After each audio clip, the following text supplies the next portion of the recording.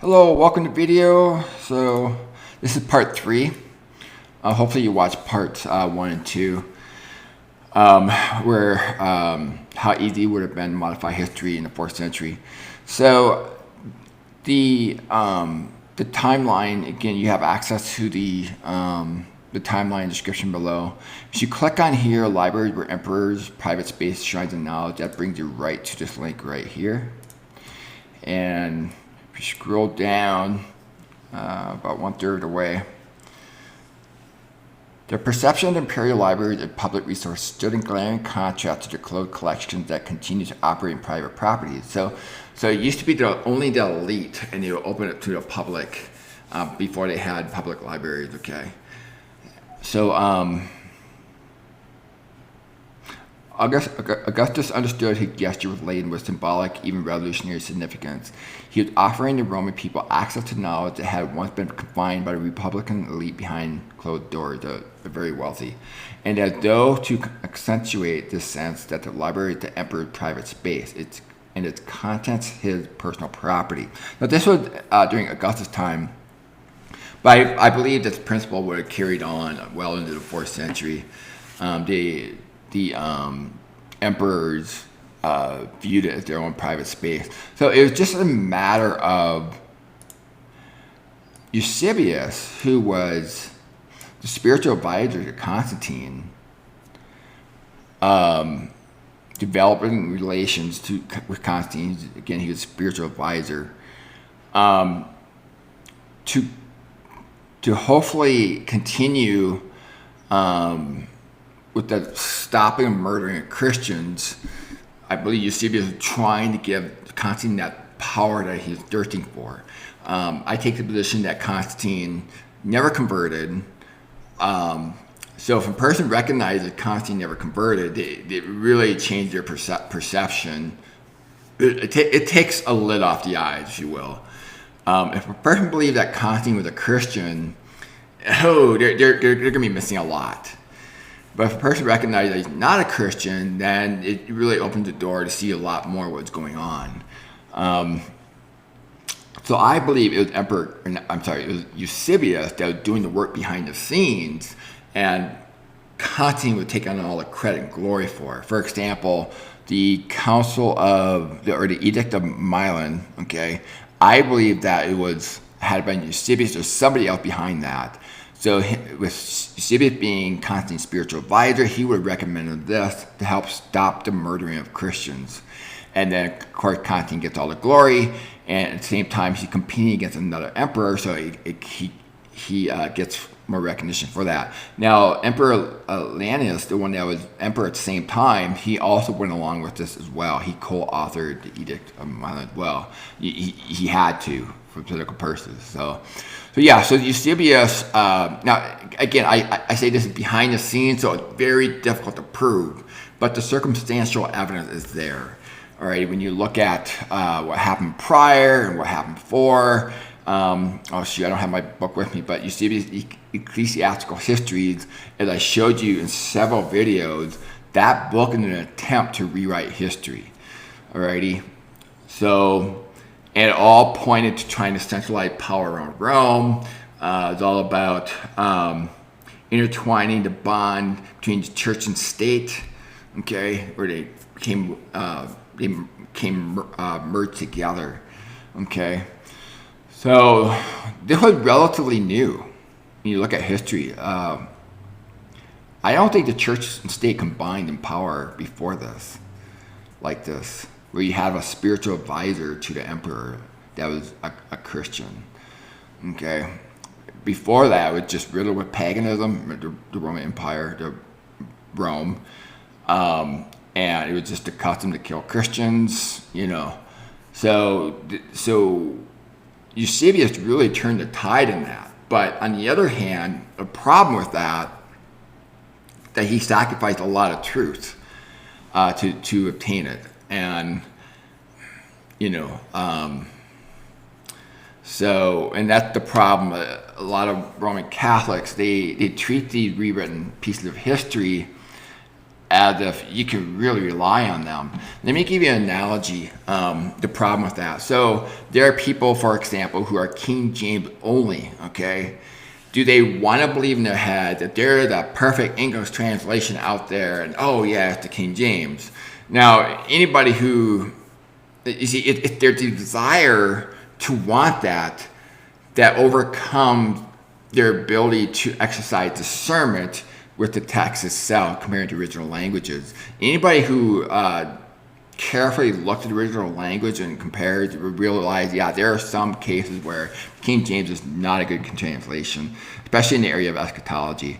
So it's the same thing when it comes to church fathers. Do people want to believe there's a reliable source we can know what they actually taught and believed? We have to be careful not to let that desire overcome our ability to exercise discernment in church history. And so that's what this PDF is largely about. So you see the red are writing that have been modified or been affected due to modification. So this point forward here, affected by all these in red here. These are church fathers that you're seeing on the screen, different books, okay?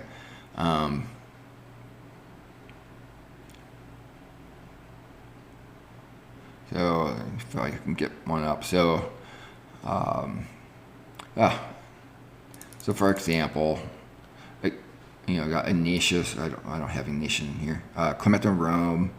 Ignatius right here. Okay. I believe, by the way, that he never stepped foot in Rome. By the way, that was just relabeled to make it look like he was a bishop, and I believe the reason I say that because I believe when you're reading his text carefully, and I have a video specifically on Clement of Rome, he reading his writing carefully, this guy really comes across somebody who's actually a part of the house of Israel. And Jesus said, Matthew 23, the house will be left desolate, and I figured out their last day, which was in September 22nd, 8073. I believe his writings took place around the year 66 during the Jewish revolt. He commenting about Jews repent, it happened during that time. That could not have been written much after that. So it had been either during the Jewish revolt or before. And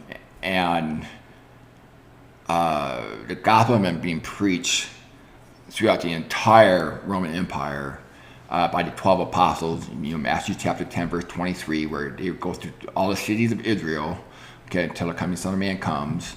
That's why none of the 12 apostles could have been overseers. They did not have the time to sit in one area. If you're a bishop or overseer, you're overlooking an area for a period of time.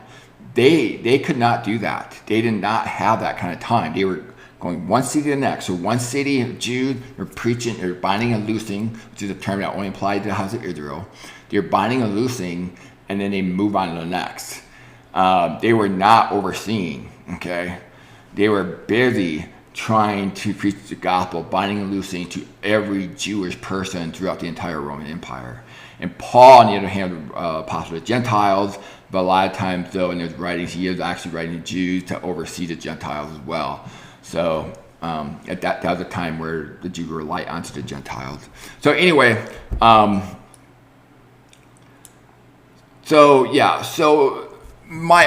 you have to come to your own conclusion in all this, okay? You have to do your own study, your home homework, come to your own conclusion how easy it would have been in the 4th century to rewrite history. So my conclusion in all this, it is actually much easier than I thought. Books were not that common, so back then. So let's just go.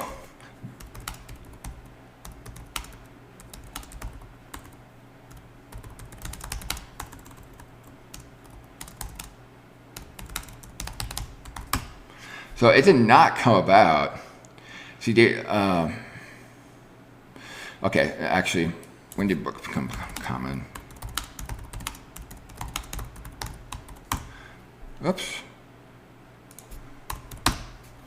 So it wasn't until the 14th, 15th century. Before that, they had scrolls, okay? You can imagine it takes up a lot of space. So,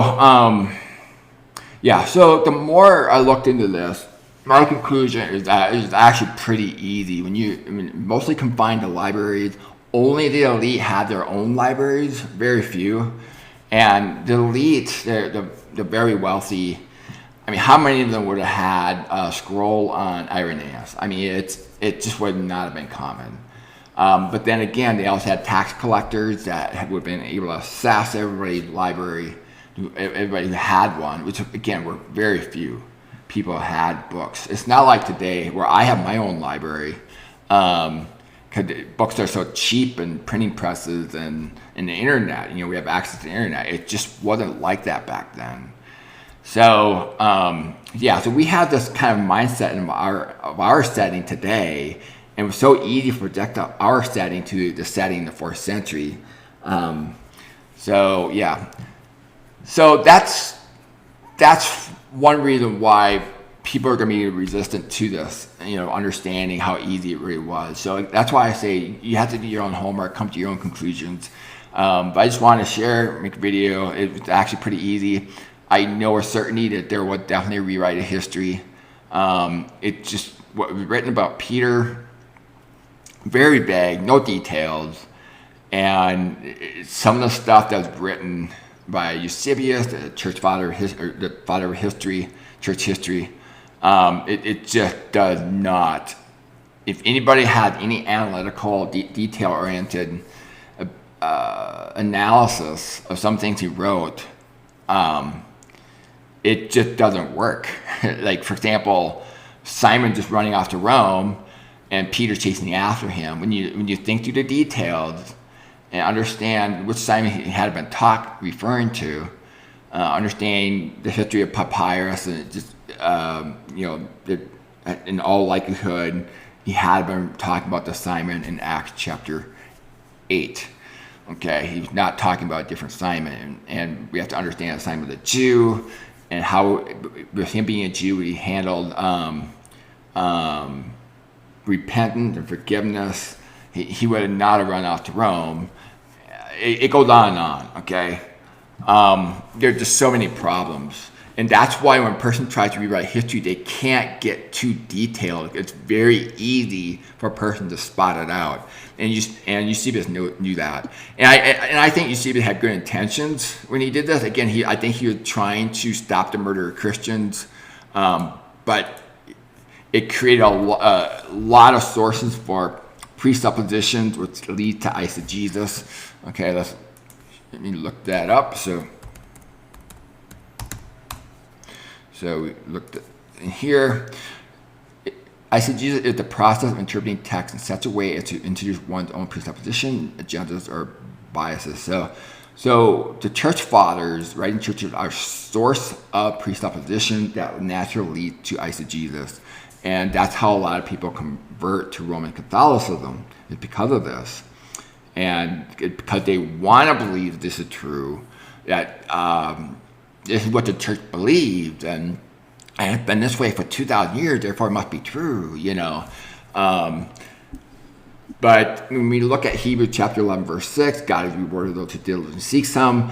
I don't think that means to go digging after church fathers. Okay, I believe in God's sovereignty. He deliberately allowed these things to happen. So, because He is a rewarder of those who diligently seeks Him, not church fathers. And again, I keep emphasizing this over and over again.